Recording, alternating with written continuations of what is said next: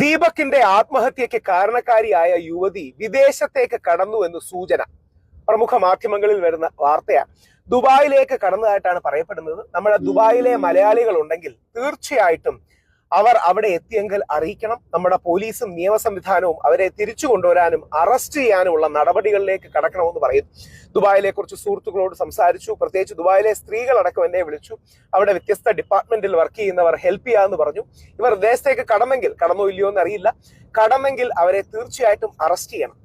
എനിക്ക് ഇന്നലെ വളരെ സന്തോഷം തോന്നിയ രണ്ട് കാര്യങ്ങളും കൂടെ നിങ്ങളോട് പങ്കുവെക്കുകയാണ്. ഒരു കാറിൽ ഇരുന്നാണ് വീഡിയോ ചെയ്യുന്നത്. ഞാൻ നാളെ തിരിച്ച് കേരളത്തിലേക്ക് എത്തി ദീപകിന്റെ അച്ഛനെയും അമ്മയും കാണുകയും നമ്മുടെ എല്ലാം ഒരു സംഭാവനയും പിന്തുണയും അവർക്ക് കൊടുക്കാൻ കഴിയുമെന്നാണ് പ്രതീക്ഷിക്കുന്നത്. നമ്മുടെ ആ പിന്തുണ എല്ലാ രീതിയിലുമുള്ള ധാർമ്മികവും സാമ്പത്തികവും സാമൂഹികവുമായിട്ടുള്ള പിന്തുണ ആ കുടുംബത്തിന് വേണം. ഈ വിഷയത്തെ വർഗീയവൽക്കരിക്കരുത്, രാഷ്ട്രീയവൽക്കരിക്കരുത് എന്നുള്ളത് കൊണ്ടാണ് അത് പറയുന്നത്. അപ്പോ നാളെ രാവിലെ തന്നെ അവിടെ എത്താനാണ് ആഗ്രഹിക്കുന്നത്. ഇന്നലെ രണ്ട് മാധ്യമങ്ങളിലെ നിലപാടുകൾ എനിക്ക് വളരെ സന്തോഷം നൽകി. ഒന്ന് നമ്മുടെ ഹാഷ്മിയുടെ നിലപാടാണ്. ഒരുപക്ഷെ നമ്മുടെ മുഖ്യധാരാ ചാനലുകളിൽ ആദ്യമായിട്ടായിരിക്കും പുരുഷൻ അനുകൂലമായിട്ട് ഒരു ചർച്ച എടുക്കുന്നത്. അതോടൊപ്പം മറുനാടൻ മലയാളിയിലെ ശ്രീ ഷാജൻ എന്റെ പുരുഷപക്ഷ നിലപാടുകളെ അതിശക്തമായി വിമർശിക്കുന്ന ഒരു വ്യക്തിയാണ്. ശ്രീ ഷാജൻ സാറിന്റെ ഇന്നലത്തെ ഒരു ഇതുണ്ടായിരുന്നു. രാഹുൽ ഈശ്വർ ഈ വിഷയത്തിൽ ശരിയാണ് എന്ന് പറയുന്ന രാഹുൽ ഈശ്വർ ആണ് ശരി ദീപകിന്റെ വിഷയത്തിൽ നിന്ന് സൂചിപ്പിക്കുന്നത്. ഇത് വളരെ പോസിറ്റീവാണ്.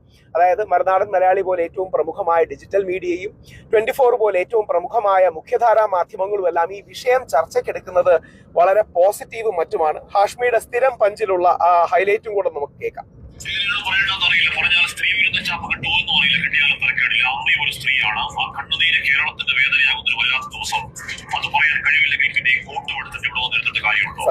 വീടിന്റെ ഉമ്മ പ്രകാരത്തെ അവസാന യാത്രയ്ക്ക് ഒരു കിടന്നവന്റെ ജന്മദിനം ഇന്നലെയായിരുന്നു. പ്രായം കേവലം 42 ഉള്ളൂ. ആ താടി കുട്ടിക്കെട്ടി ചേതനയില്ലാത്ത മുഖത്തേക്ക് നോക്കി മുത്തേന്റെ മുഖമൊക്കെ മാറിപ്പോയാലോടാ മോനെ. ഇത് വേദനിക്കുന്ന ഒരു വ്യക്തമായ വേദന കണ്ടു നിൽക്കാവുന്നതാണോ? ലോകത്തിലെ ഏറ്റവും വലിയ വേദനയുടെ പേര് അമ്മയുടെ പുത്രദുഃഖമെന്നാണ്. ദീപകിന്റെ തലക്കൽ കൊളുത്തി വെച്ച് നിലവിളക്ക് പോലെ അച്ഛനും അമ്മയ്ക്കും കുടുംബത്തിനും ആ വീടിന്റെ ഒരേ ഒരു വെളിച്ചം താനേക്ക് വിട്ടുപോയതല്ല. റീച്ചിനും ഷെയറിനും വേണ്ടി അഹങ്കാരത്തിന്റെ പരിവുള്ള ഒരു സ്ത്രീ അടിച്ചു കെടുത്തിയതാണ്. ഒരു കുടുംബം നാനാവിധമാക്കിയതാണ്. അങ്ങേയറ്റ വേദന ഉണ്ടാക്കുന്ന ആത്മഹത്യയിലേക്ക് ചാടി വീണവരുടെ രാഷ്ട്രീയവും മതവും ചികഞ്ഞ് 10 വോട്ടിലുള്ള സ്കോപ്പുണ്ടോ എന്ന് നോക്കുന്നവരോട് ചെറുതാക്കുന്ന ചെറുതായി ക്ലസ്റ്റർക്കാരെ വിട്ടേക്ക്. ഇവിടെ പ്രശ്നമൊന്നല്ല. അക്കാലം അത്രയും എല്ലാവരും നല്ലത് മാത്രം പറഞ്ഞൊരാൾ രാമന്തിയോളം കഷ്ടപ്പെട്ട് അധ്വാനിച്ച് കുടുംബത്തിന് വേണ്ടി ജീവിച്ച ഒരുത്തരെ സോഷ്യൽ മീഡിയ കമ്പോളത്തിന് വേണ്ടി സൈബർ ആൾക്കൂട്ടക്കൊലയിൽ തൂക്കി വെച്ച് കഴിവേറ്റിയതാണ്. നവീൻ ബാബുവിന്റെ കാര്യത്തിൽ എപ്പോഴും പറഞ്ഞതുപോലെ മരിച്ചുപോയവർക്ക് വേണ്ടി ആഞ്ഞുവാദിക്കുന്ന ഉത്തരവാദിത്തമെന്ന ബോധ്യത്തിൽ മാത്രമല്ല, വീഡിയോ പലയാവർത്തികളുടെ ബോധ്യത്തിൽ പറയുന്നു. ആ യുവാവ് 110% നിരപരാധി.